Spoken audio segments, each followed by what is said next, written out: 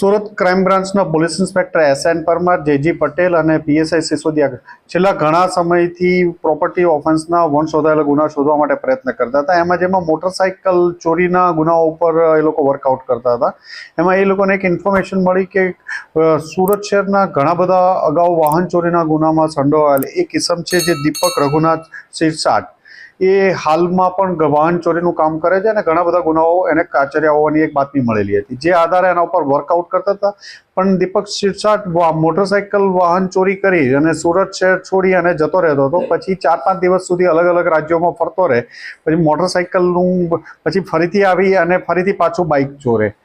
આમ એને આજે વહેલી સવારે અડાજણ વિસ્તારમાંથી એની ધરપકડ કરવામાં આવી અને એની પૂછપરછ કરતા અંદાજે એણે અલગ અલગ જગ્યાએથી ચોરેલા 15 જેટલા બાઇક રિકવર કરવામાં આવ્યા છે. ટોટલ 16 બાઇક કબૂલ્યા છે. અત્યાર સુધીમાં 15 બાઇક રિકવર કરવામાં આવ્યા છે.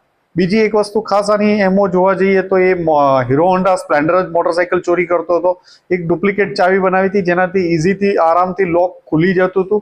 આ બાઇક ચોરી કરી એ અલગ અલગ જગ્યા ઉપર મૂકી દે બીજે છુપાવીને. પછી આ 15-17 થયા, હજી 25 બાઇક ભેગા થયા. પછી એને મહારાષ્ટ્રમાં એ મૂળ ધુલિયાના સિરપુર જે તાલુકાનો રહેવાસી છે, તો ત્યાં જઈ અને વેચવાનો પ્લાન કરતો હતો. પણ એ પહેલાં 15 મોટરસાઇકલ સાથે આજરોજ પકડાઈ ગયો છે.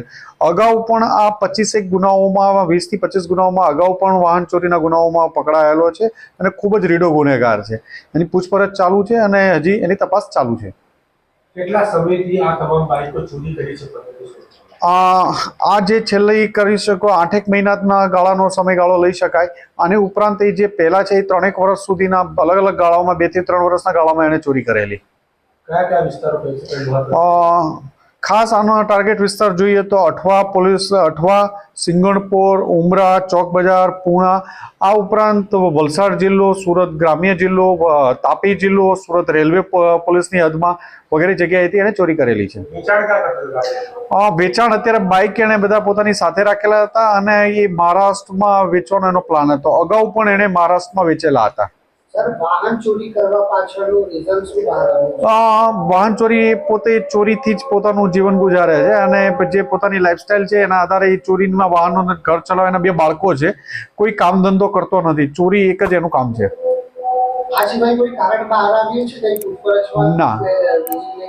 ના, હાલ પૂરતું નથી.